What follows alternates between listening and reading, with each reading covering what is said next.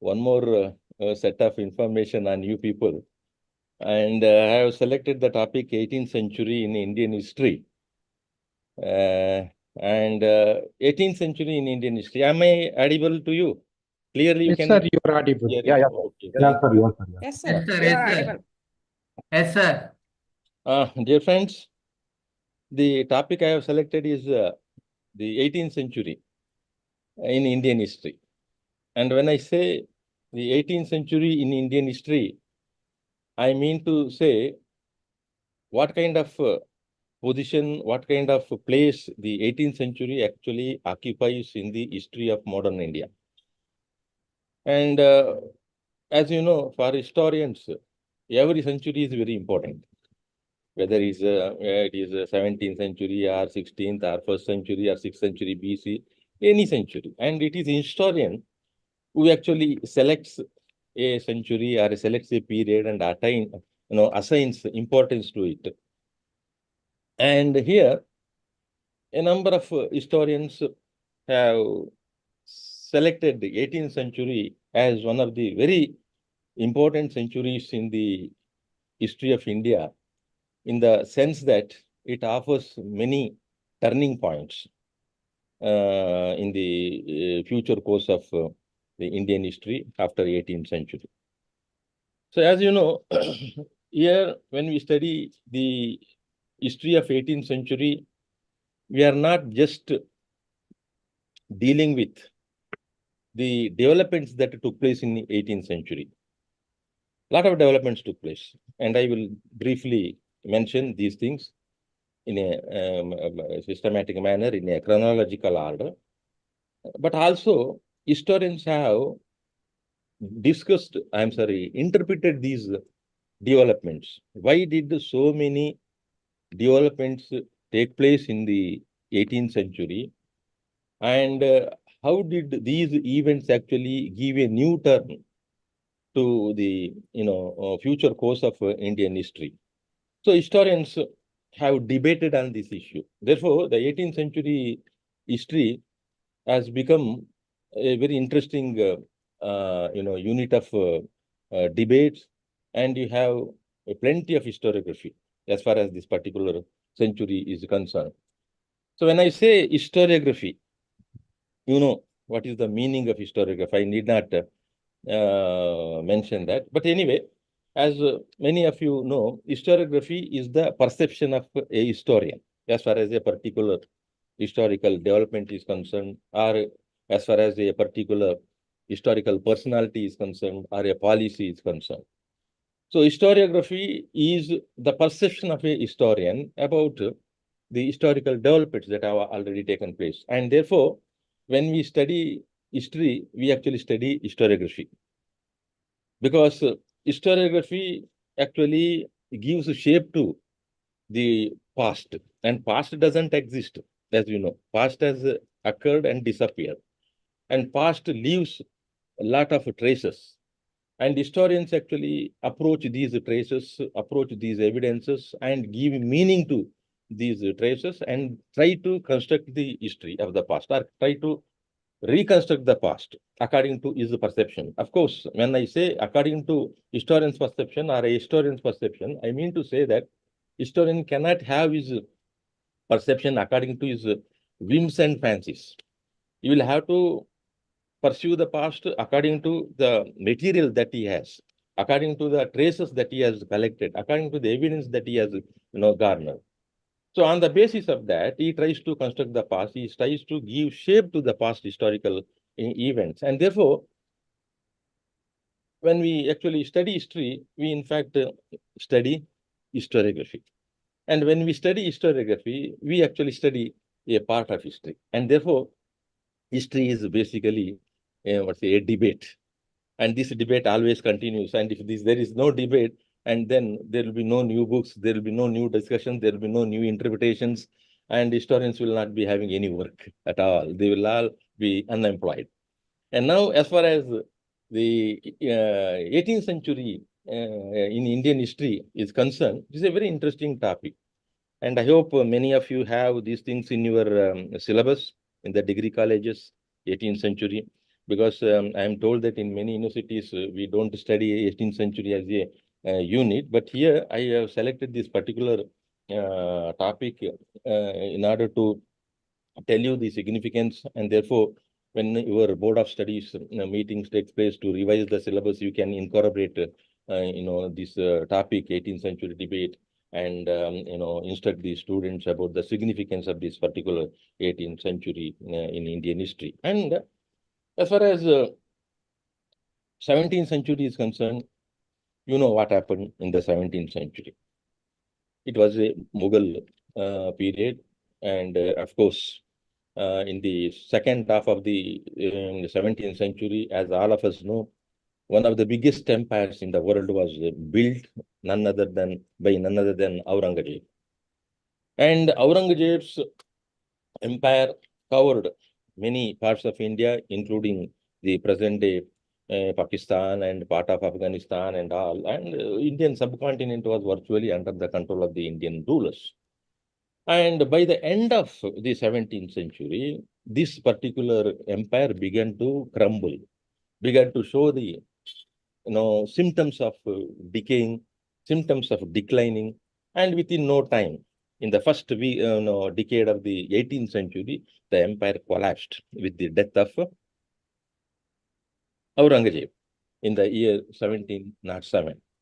And with the death of Aurangzeb,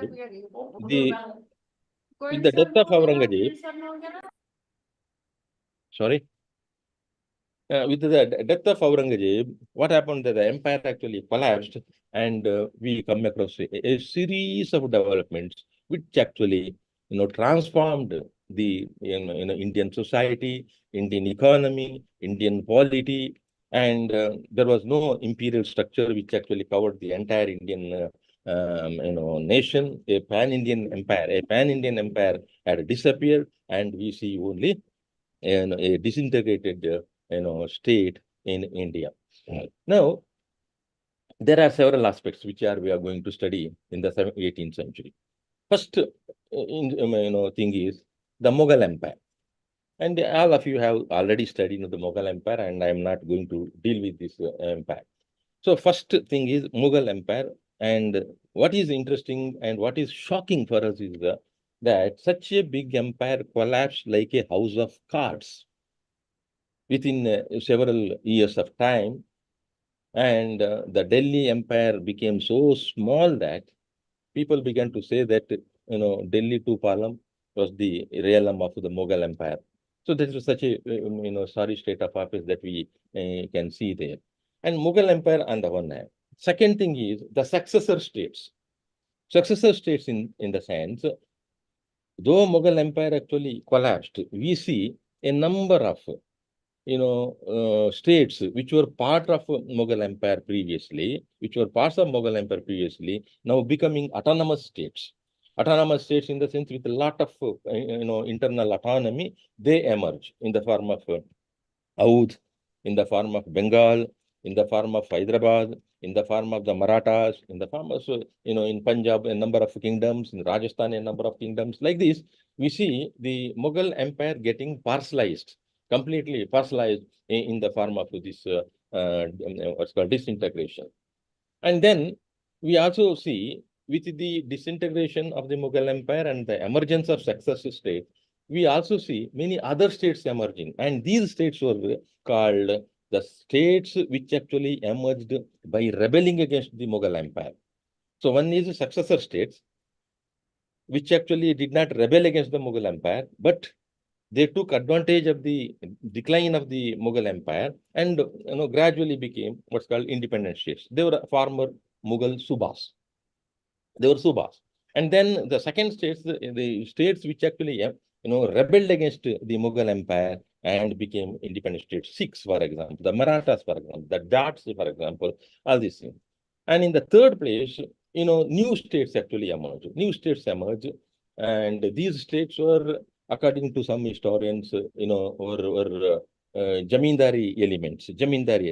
Because during the Mughal period, you had mansabdari system, you had jagirdari system, And to these Mansabdari and Jagidari, especially to Jagidari system, a large number of Jamindars were attacked. And these Jamindars, in the wake of the weakening of the Mughal Empire, in the wake of the weakening of the Jagidari system, became independent, established independent states. And you must remember that when India became independent in the year 1947, how many states were there, independent states? Any idea? Princely states. 565 Indian states were there. All these states actually emerged from this period, and they became independent, gradually. So these states were there. So successor states emerged, new states emerged in the first half of the 18th century. And in the second half, that is to say, after 1750s, you find a new phenomenon.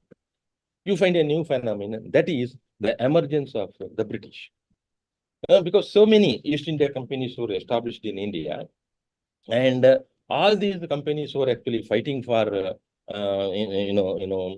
monopoly on trade, on commerce, on overseas trade, on internal trade, on etc. etc. And they were indulging in looting, they were indulging in monopoly in rights, in garnering monopoly rights, they were indulging in private trade, and they were indulging in revenue farming, etc. etc. So after 1750s, what you see is that you find a new element entering into Indian economy, entering into Indian society, entering into Indian what's called polity, and that is called the East India companies. And these East India companies, whether the British or whether they're French or they're Dutch or any other Portuguese, no, Portuguese had already established their rule in Goa.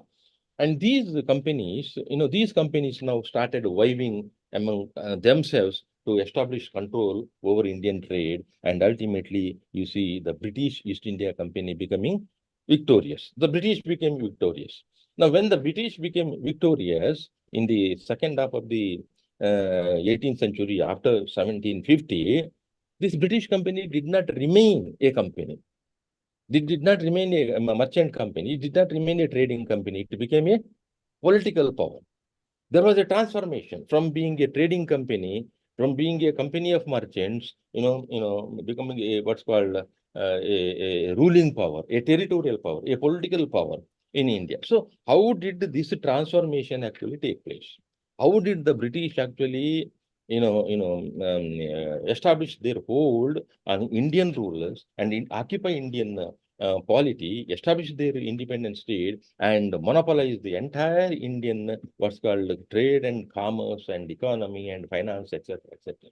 So this is another important development. And therefore, when you talk of the 18th century debate, these things will have to be taken into consideration. Or why did Mughal Empire decline? This is also a historiographical problem.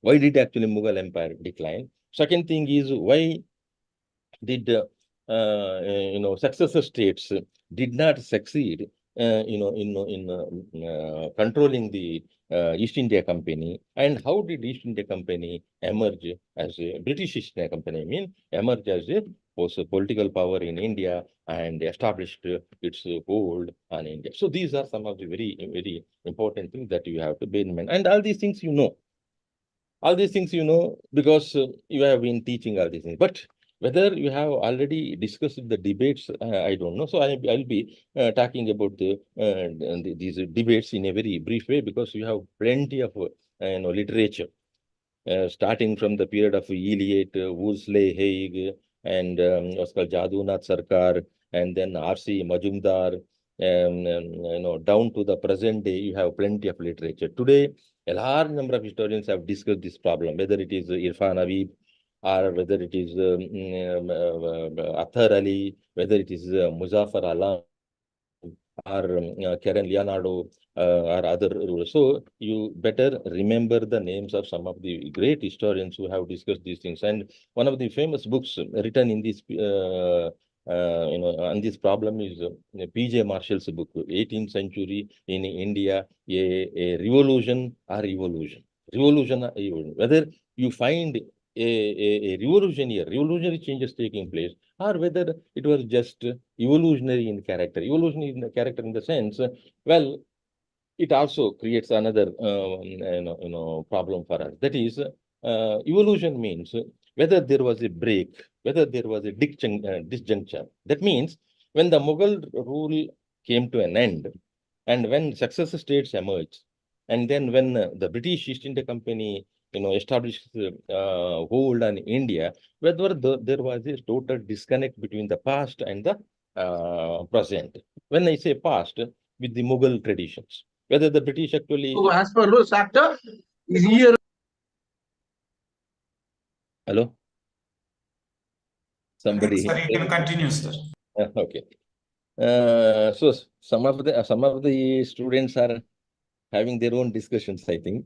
Anyway, please focus on this topic. And when I talk about disjuncture, it means whether there was continuity or discontinuity.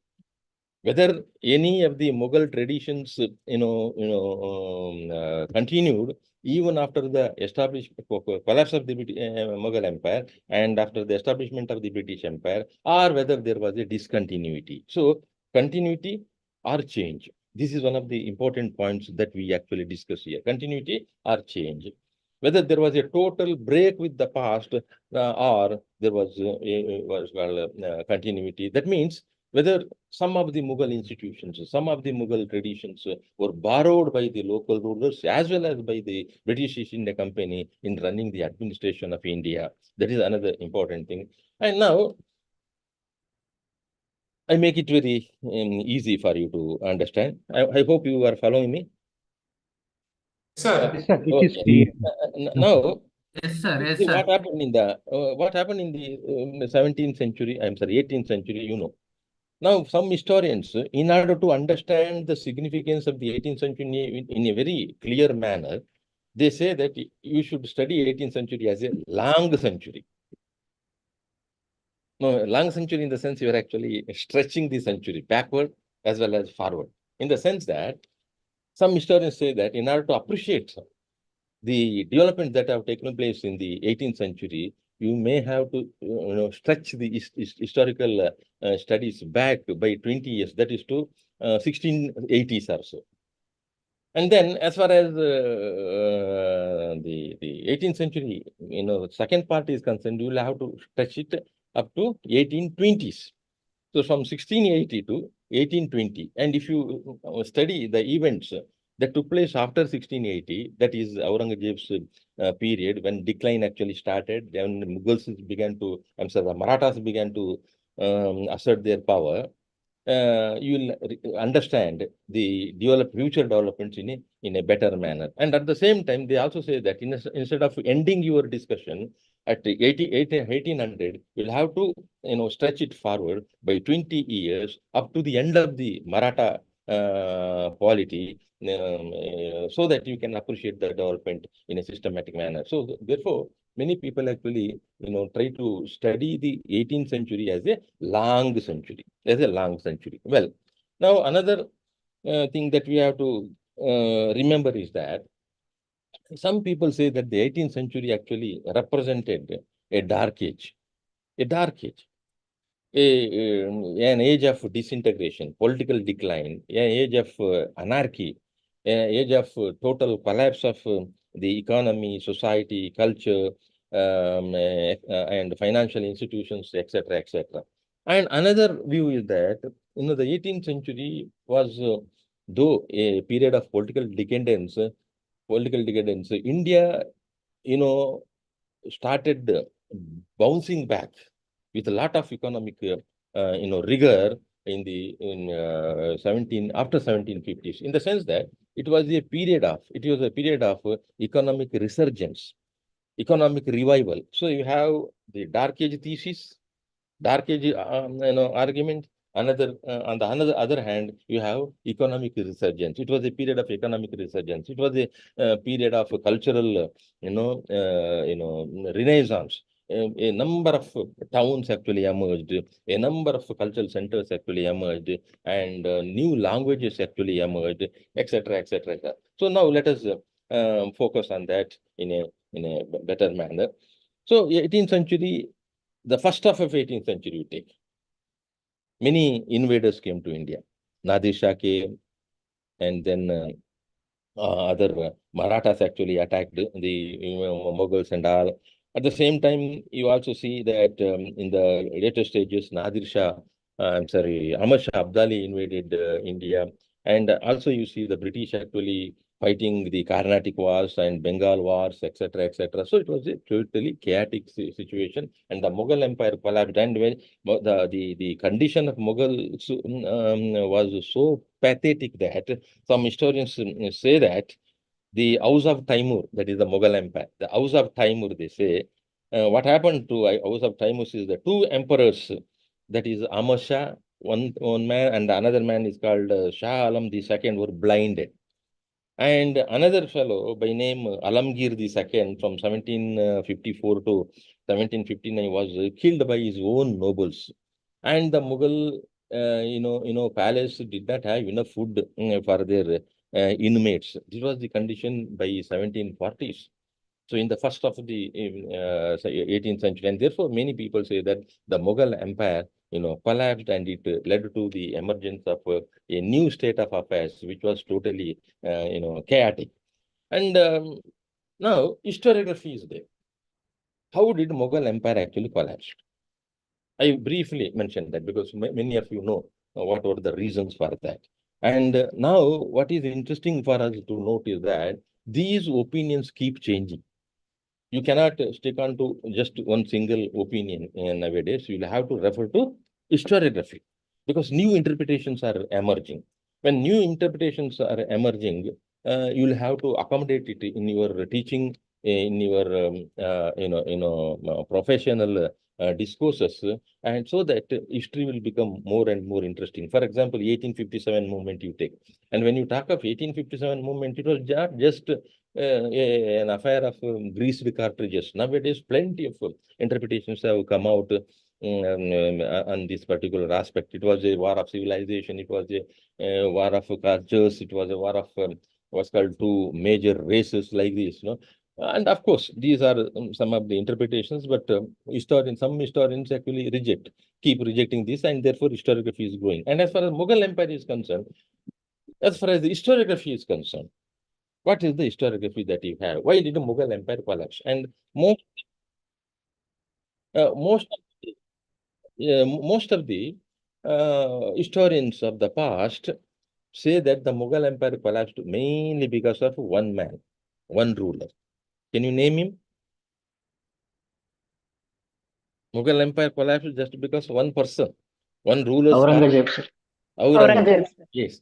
Do you still say that it was because of Aurangzeb Mughal Empire collapsed? Muhammad Shah Rangila, sir. Okay. Muhammad Shah Rangila. No, that's what I am telling. When you talk of historiography, I am actually, asking you people or inviting you to participate in the debate because, so that I can be sure that you are not, dozing there. So anyway, as far as these things are concerned, Mughal Empire collapsed nowadays not because of Aurangzeb. So you say that Aurangzeb's religious policy was responsible. Aurangzeb's Deccan policy was responsible. Aurangzeb's successors were very weak, etc., etc. But nowadays, they say that it was not because of the personal weaknesses of any ruler. It was not because of the personal weaknesses of the emperors. And now they actually go for broader, reasons. And Satish Chandra, one of the leading historians on Mughal India, Akhtar Ali, another leading historian on India, Muzaffar Alam, also one of the well-known historians on Mughal India, Irfan Habib is one of the most celebrated historians on Mughal India. All these people, have given up this kind of argument. They say that no individual ruler can be taken into consideration here. They say that the Mughal Empire collapsed not because of one individual ruler or two individual rulers. It collapsed because of systemic failures. Systemic failures because of the the very structure of the Mughal Empire. It actually collapsed. What are the structural weaknesses? The Mughal Empire's structure, it is like a big building, having some cracks, and finally that building collapses because of some impact from outside. This is like this, and it did not collapse because Aurangzeb's policy and all. And these are the interpretation. I'm not going deep into that. And many of these people actually say that it is systematic failure because they say that Mughal Empire was a centralized empire. It was a centralized empire, and that empire actually derived strength from the centralized administrative institutions, systems, and also revenue collection, and also from Mansabdari system, Jagirdari system, Jamindari system, etc., etc. So you had so many systems there, Watandari system and all. But gradually, what happened was that in the Mughal Empire, all these people say like that, Satish Chandra or Akhtar Ali, Irfan Habib, and Irfan Habib says that the Mughal Empire collapsed because there was a very huge, component of parasites, which actually, depended on the what's called revenue collection made by the jamindars and paid by the peasantry. And the peasantry was overburdened. They were overexploited. Taxation was very heavy, and the people were not in a position to pay the money. And because of heavy taxation, the Mughal Empire began to show, fiscal weaknesses, and it ultimately affected the Mughal Empire. Jagirdari system, the failure of the Jagirdari system. Satish Chandra, Muzaffar Alam, and other people actually talk about Jagirdari system, and they say that, as Mughal Empire actually went on expanding, what happened was that the number of Jagirdars went on increasing. And when number of Jagirdars went on increasing, Jagirdars actually requested the government to give them land because they had to maintain some certain number of soldiers, whether Savar or Jat and all those things. And when the Jagirdars did not get enough Jagir land or enough land which actually gave them enough tax so that which could be used for the maintenance of the army. Well, the Mughal Empire began to show what's called the weaknesses. So, Jagirdari system, failure of the Jagirdari system, and it actually affected the Mansabdari system, which was the backbone of the Mughal system. So, they actually nowadays talk about these things, and at the same time, they also talk about the Mughal Empire's failure to adopt new technologies, and also its failure to modernize agriculture. When the world was undergoing a transition in terms of science and technology, Mughal Empire did not adopt science and technology to the extent of bring about transformation in agriculture, in the production system, in handicrafts, and in trade and commerce, and therefore Mughal Empire began to become weak.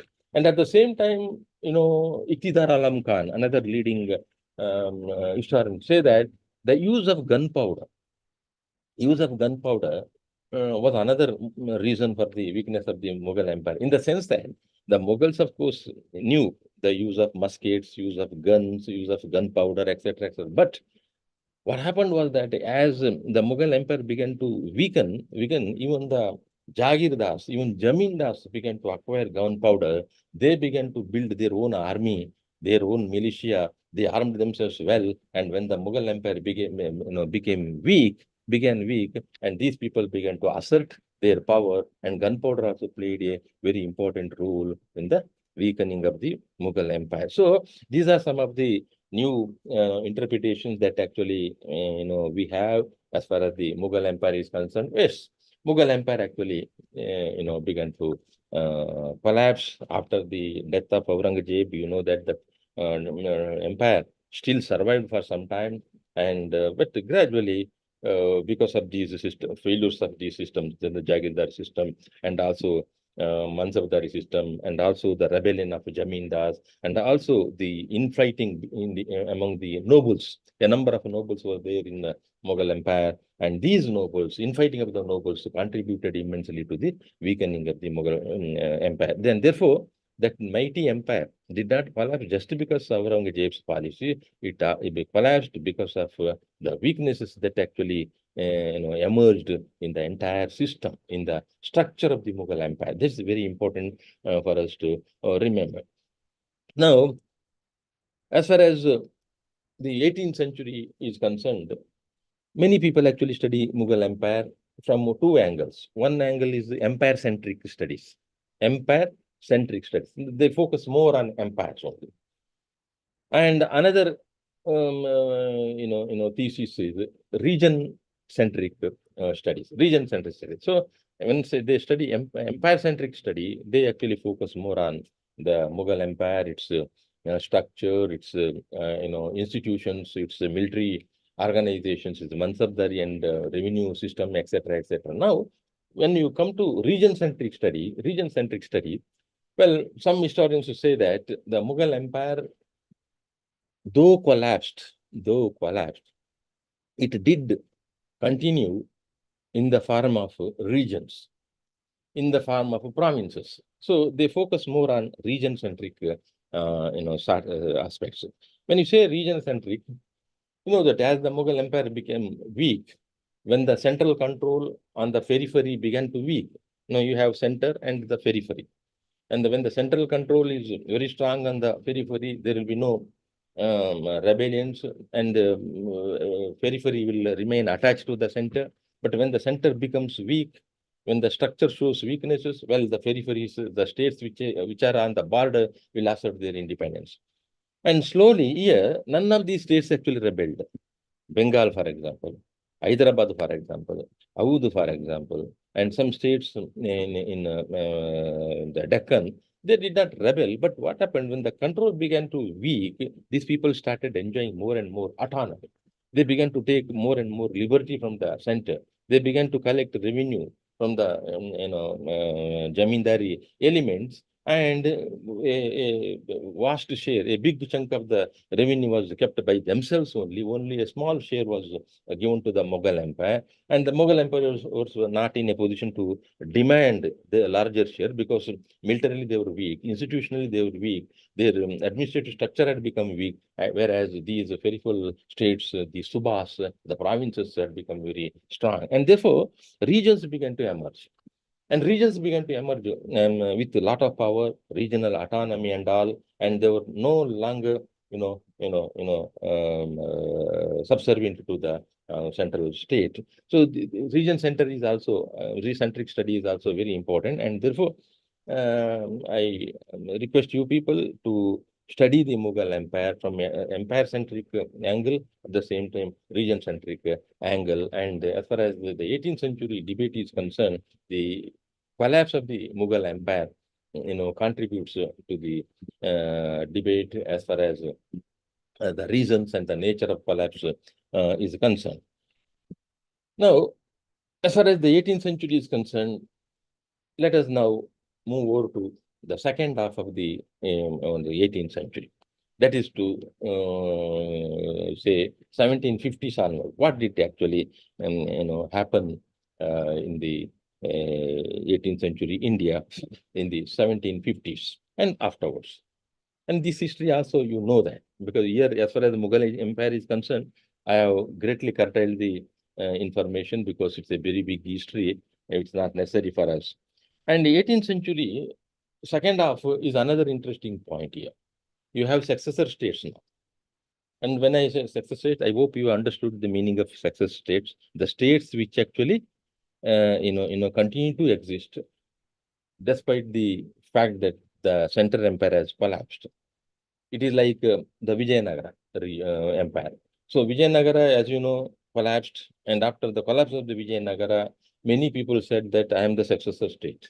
I actually inherited the traditions of Vijayanagara. Mysore ruler claimed that, and the same way Madurai ruler claimed that. In the same way, Nayakas of Ikkeri claimed that. So many people actually claimed what's called the inheritance here. And in the same way, and Mughal Empire actually collapsed. You have successor states here. And to what extent these states were Mughal? To what extent these states actually adopted the Mughal practices and all? There's another important thing, because many of these rulers, regional rulers, whether Hyderabad or Aoudh or Deccan states or Bengal, they adopted the principles of administration of the Mughals. They used the symbols of the Mughals. Even Persian language continued for a very, very long time. Their coinage system was adopted. Even the British actually followed these things. And therefore, the continuity was there in the successor states, and therefore they were called the successor states.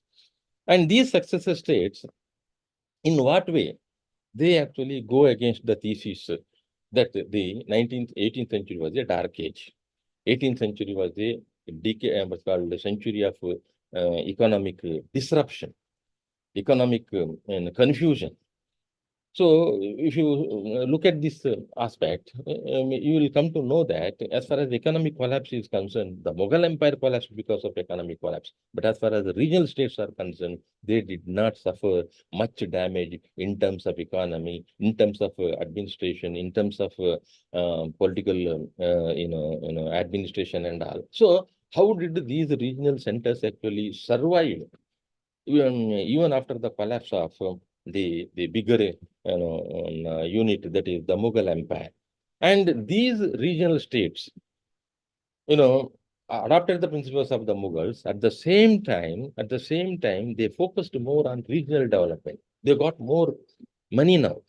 Whatever money actually they collected from the jamindars or from the local feudatory elements, they kept these things with themselves only, and they focused now on the development of internal sources of their economy, whether it's agriculture, whether it is trade and commerce, or whether it's handicrafts, whether it is the maintenance of long distance trade and all, or overseas trade, etc., maintaining contact with the foreign companies like the French, like the British, like the Dutch and all, and having trade with them, and income, flowing into their states. And thus, these states actually began to prosper. So you have the Mughals declining there, but you have the regional states prospering.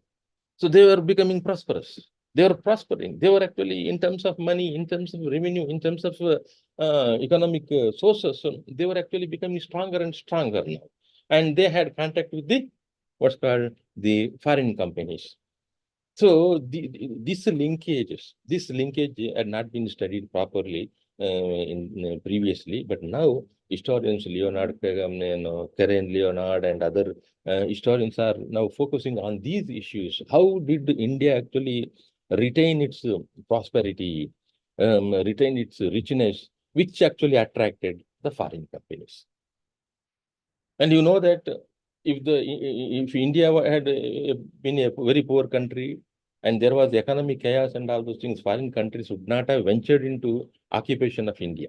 They would have remained quiet because India had no resources, by saying that. But now the foreign companies began to show more and more interest in Indian economy because of the regional resurgence, because of the regional economy were flourishing.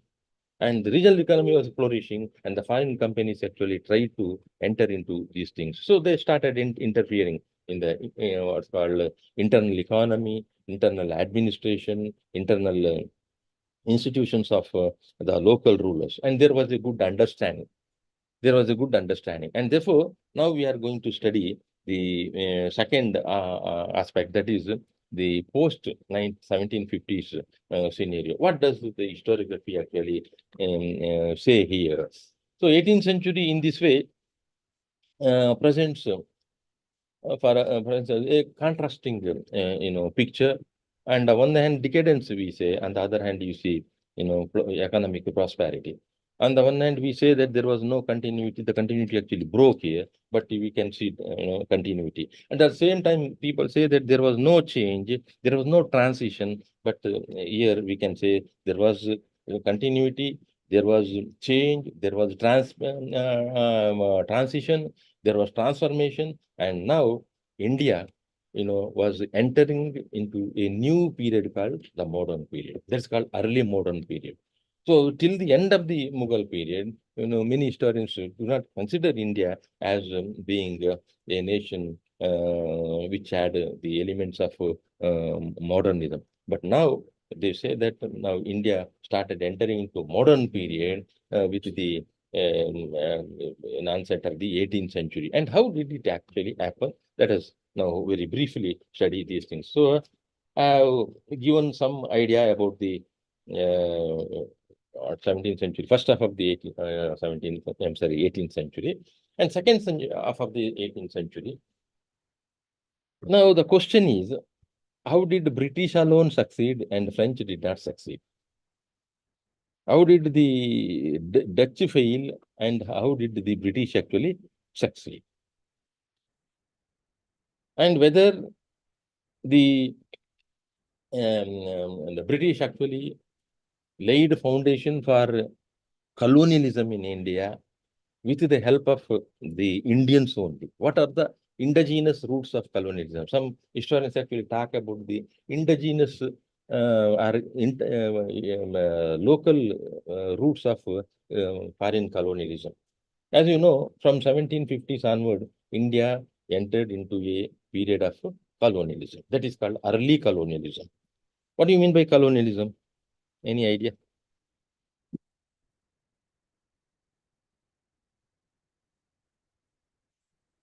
Many have gone for lunch, I think. Anyway, colonialism is nothing but a foreign power establishing its military domination and establishing its political control and looting the wealth of that that particular place which it has colonized for the benefit of the mother country. The simplest explanation. So because most of these colonial powers were from Europe, and they actually ventured into Asia, Africa, America, and American states, that is Latin American states. They established their military might there. With the help of military, they occupied the place. And after seeing the what's called prosperity of that region, they established the political control also and used their political machinery to loot, to exploit the wealth of that particular colony. And that wealth was not spent there only. It was brought to the mother country or metropolitan city, that is European state, like British actually exploiting the Indian resources and taking them to England, and India became poor and England became prosperous. So in this way, colonialism actually works. And this colonial mechanism is very interesting to know. Now, how did actually the British establish colonial rule in India? How did the early roots of colonialism get planted in India by the British? To what extent the local rulers were also responsible for that, or they became collaborators with the establishment of colonialism? It is very interesting. At the same time, it is a contradictory statement, because when you say colonialism, it is a foreign thing, a foreign power coming and grafting this, imposing that system on a local region. Here, as you know, the British actually became powerful in the second half of the 17th and 18th century after defeating the French, after defeating other forces, even the Portuguese also. Now, colonialism in India was established by the British not through direct intervention, but through the help of and through the mediation of the local rulers. Many historians actually opine that. That is why they say that there is, colonialism also has indigenous roots. Indigenous roots. Now, for example, as far as the occupation of India is concerned, some people say that the British did not conquer India consciously. Do you agree with this view? The British did not conquer India consciously. They did not want to conquer India. No. According to John Seeley, British actually stumbled upon Indian Empire. Stumbling upon British Empire. When you walk actually, without knowing anything, you actually stumble upon something and you find a box of gold coins. So you actually stumble. So British actually stumbled upon British Empire. Is one of the views. And so another view is that the British actually established British Empire in a fit of absent-mindedness. They did not consciously establish in a fit of absent-mindedness. They were not knowing that they were actually, creating an empire in India, because they did not capture India, all of a sudden in a single stroke at a single point of, time. They took, more than 100 years to capture India. And therefore, many people say that the British did not capture India, I'm sorry, did capture India in a fit of absent-mindedness.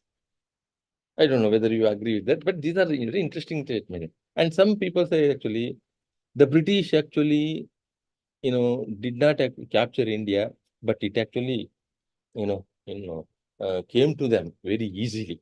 Very easily, it actually came to them.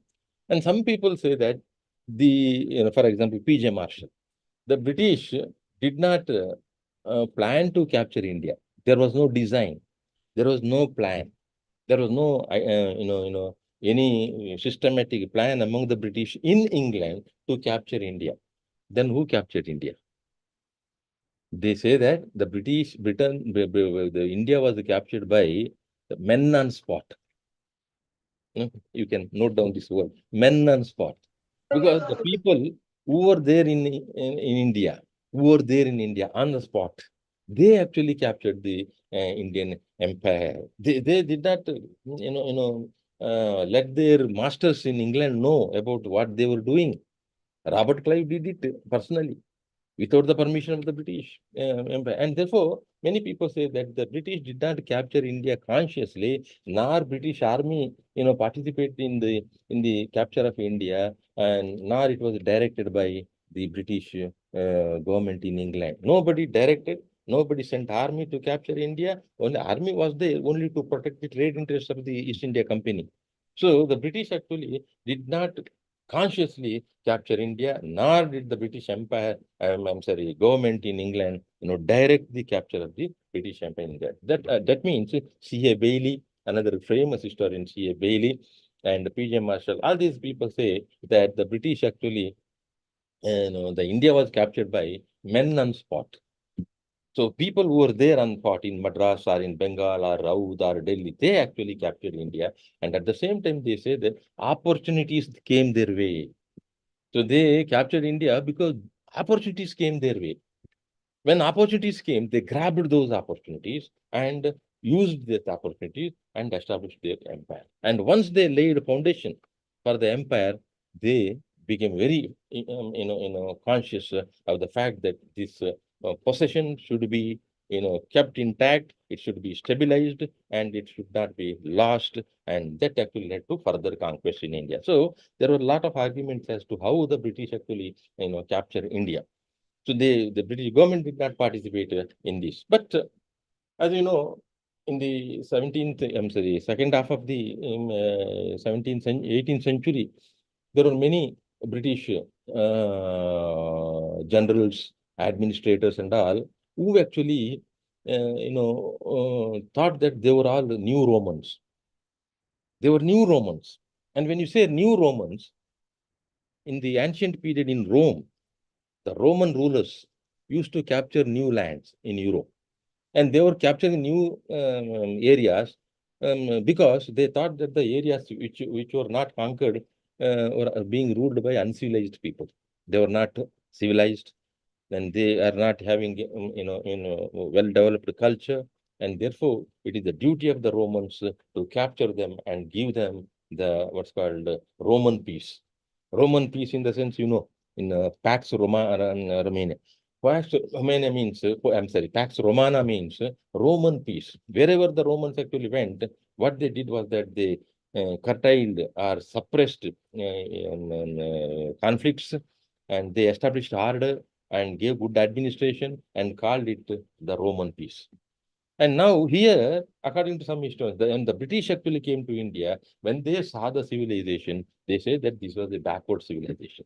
And this civilization should be, modified, should be changed, should be made civilized. And therefore, they consider themselves as new Romans. In the same way as new ancient Romans, we are also new Romans, they considered, and they began to establish what's called British peace, Pax Britannica.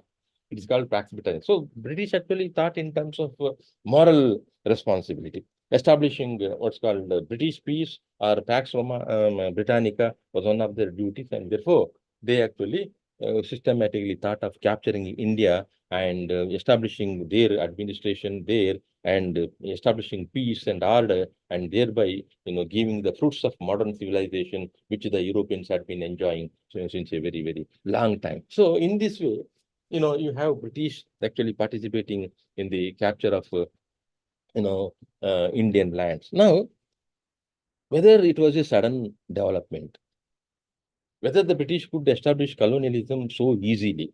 Now, historians actually say that British did not establish their colonialism, all of a sudden or overnight, because British were also part of Indian politics.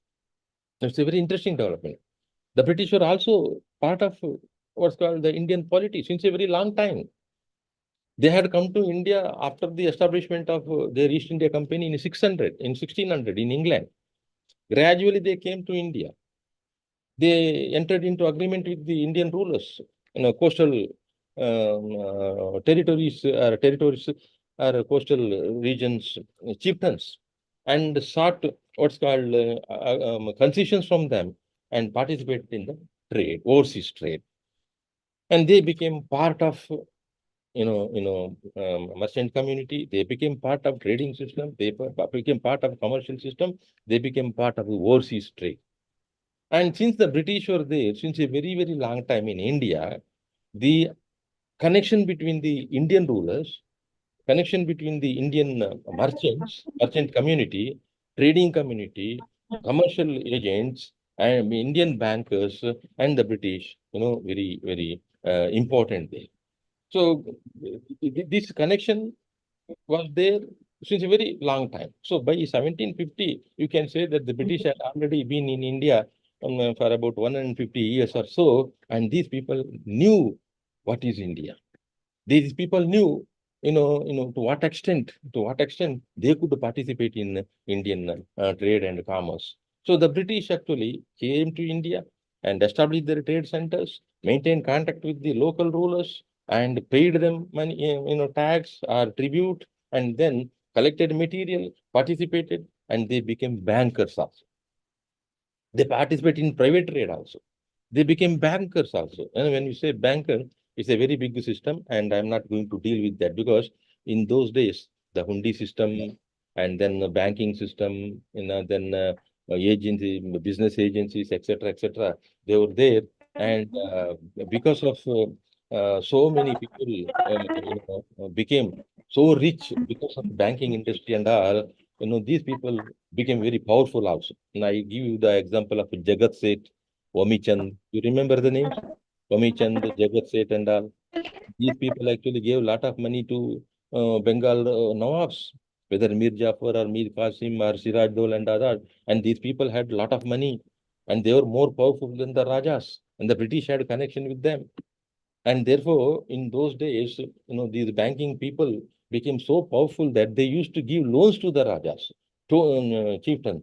And the British actually maintained contact with these local bankers. They themselves were bankers, and the money was kept with them. The hundi system was very much there. Exchange of what you say, letter system was very much there, and therefore the British became a very strong banking owners there. And they gave money to the local Rajas. They gave money and they also came to India to train the military of the local Rajas. You see, this is another very interesting thing. Indians actually depended on the British for training their army. Hyder Ali recruited French officers for training their army. And in the same way, Tipu Sultan. Tipu Sultan also, employed French trainers to train his army. In the same way, in Bengal, the French army, French were there. No, look at these things. They were all there, and therefore the nexus between the British or the any East India Company, French or this, and the local Raja, it was very strong. Now, when the Mughal Empire actually, declined, when Mughal Empire declined, the local Rajas began to assert their power. Local regional powers began to assert their power. The British and other East India companies began to support them in terms of military, in terms of money, in terms of trade profits, etc., and also in giving administrative advice also. So this connection became so strong that the local Rajas depended on companies, not on Mughal rulers, not on any superior lords. They became dependent on these people. And local Rajas because of the wealth they used to get from these people, they depended on them. And the British, when the local Rajas and the Mughal Empire began to weaken, gradually they decided to,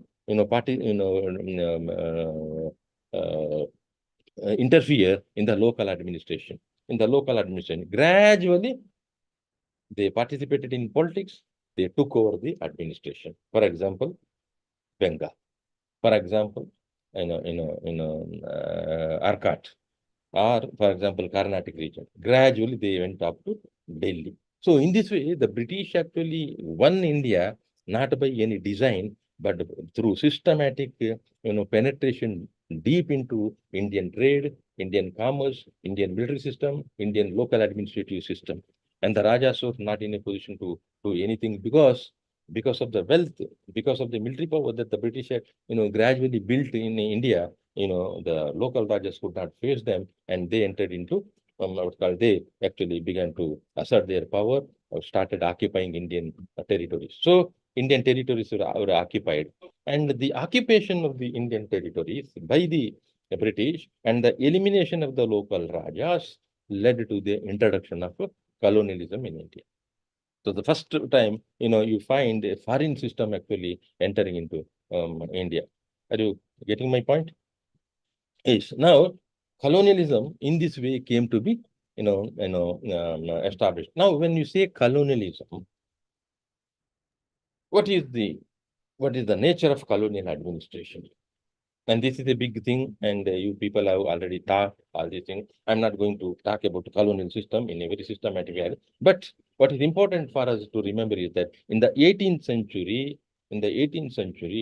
after the collapse of the Mughals, regional powers actually emerged. Though regional powers emerged, these people could not remain in power for long, because on the other hand, with their, a company, a trading company, which was actually dependent on its local Rajas, began to assert its power, and gradually it became a political power. And it became political power by using the local means only, by using the power of the local Rajas, by using the army of the local Rajas, by using the support of the local Rajas. So there was a transition of India from being an imperial state under Mughals to regional states for some time, and then becoming a colony in the later stages after 1750. So it became a colony, and the British systematically,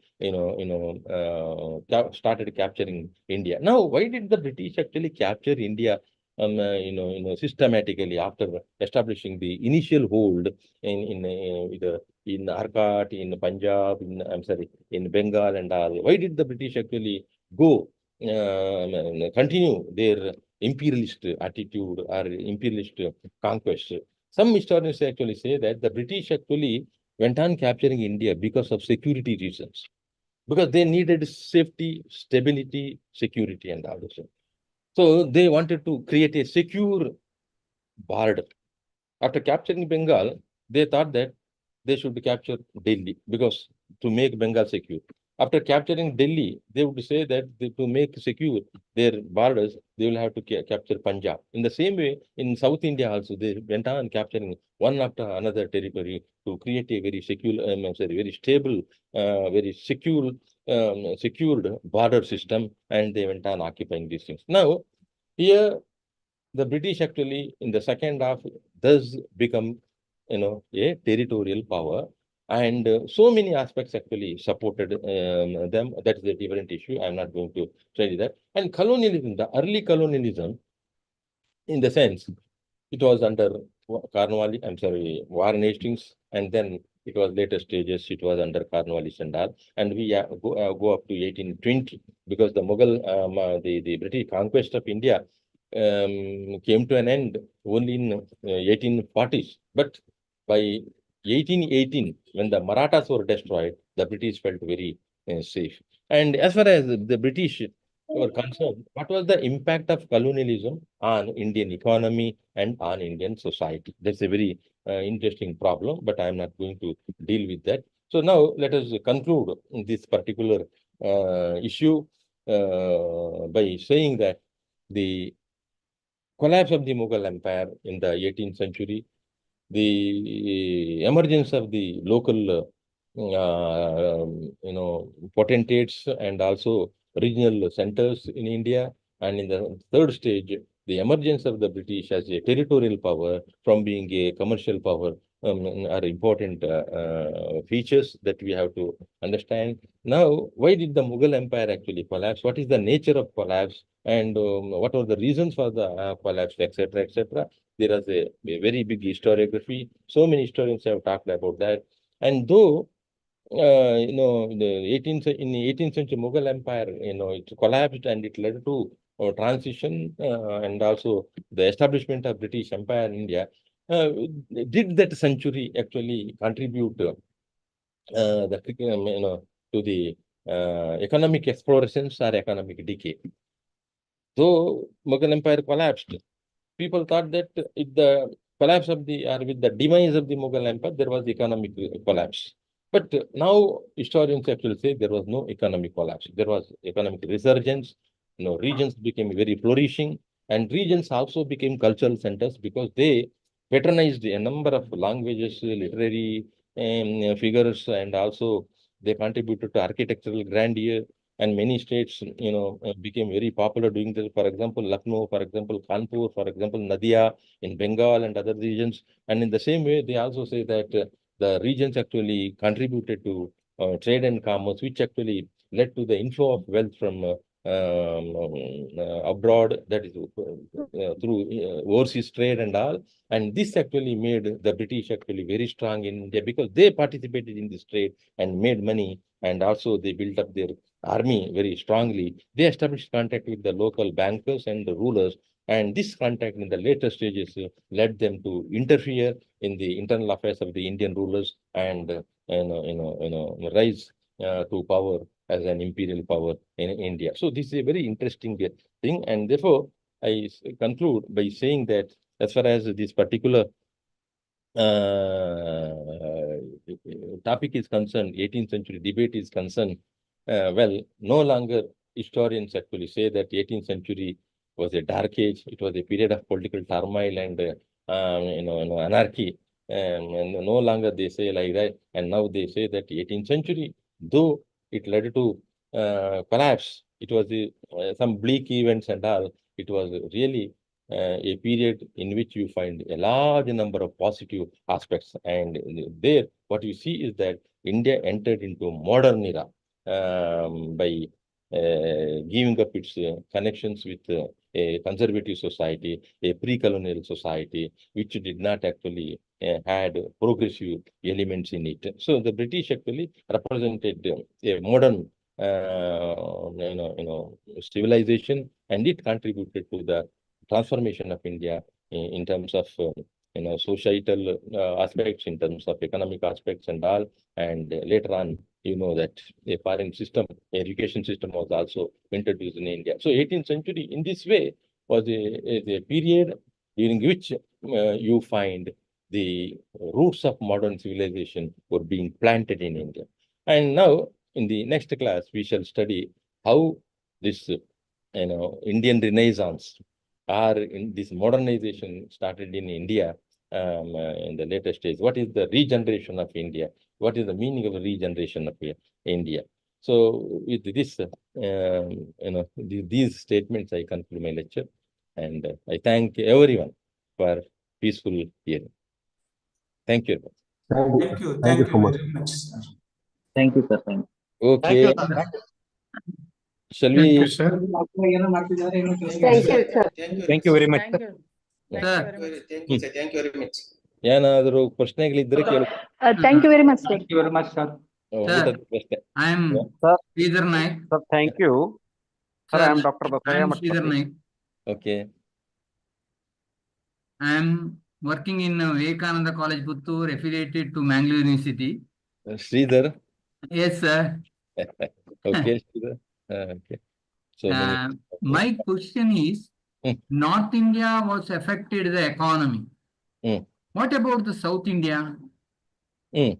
South India was particularly the later rise of Tipu, Hyder Ali,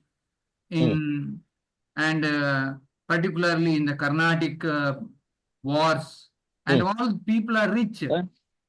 What is your opinion, sir? No, as far as Indian economy is concerned, as far as the Indian economy is concerned, well, it was affected by the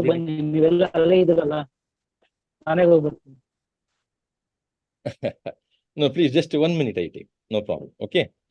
So, as far as the South Indian economy is concerned, you must remember that the British conquest of India, was completed in the first half of the 19th century. Yes. And as far as the second half of it is concerned, you know that except Arcot and Madras area, other parts of South India were not under the control of the British. Yes. Kerala, The Coromandel area.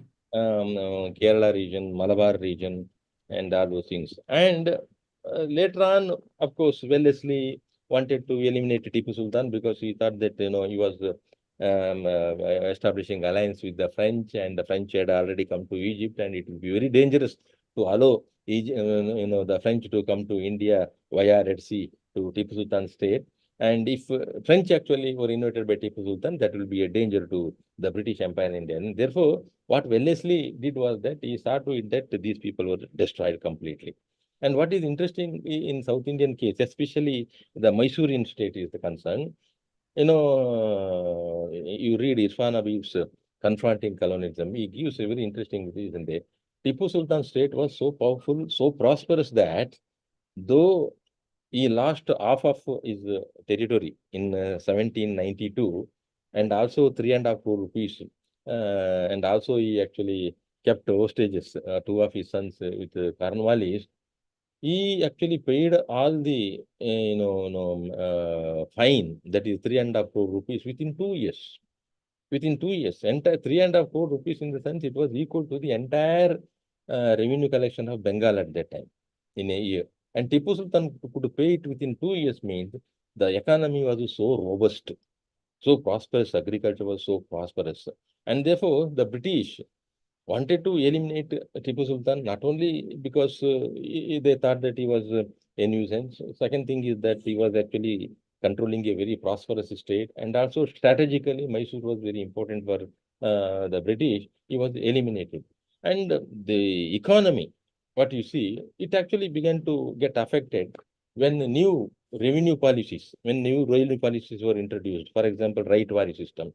And in some areas, Malwari system, in some areas, this system. But in Madras, there was total confusion as far as the economy is concerned, because the Monroe system did not work properly, and trade and commerce was completely under the control of the British. And as you know, the British actually monopolized cotton production, monopolized many of the aspects, and whatever revenue they actually collected from those things, they enjoyed for themselves. So economic, condition was deteriorating in South India also. And when colonialism was completely established, well, they suffered a lot. You have Nagara rebellion, you have other rebellions, South Canara rebellion, all those things. So South India, in Madras area, direct control was there British, and direct impact was felt on the people of Madras. But other areas, West Coast region, gradually came under the British, and they began to suffer because of direct administration of the British. So when they were under the local rulers, well, local economy worked very well. But when the British imposed their things, so many rebellions actually taking place in South. Hello, sir. Yes. Sir, good afternoon. This is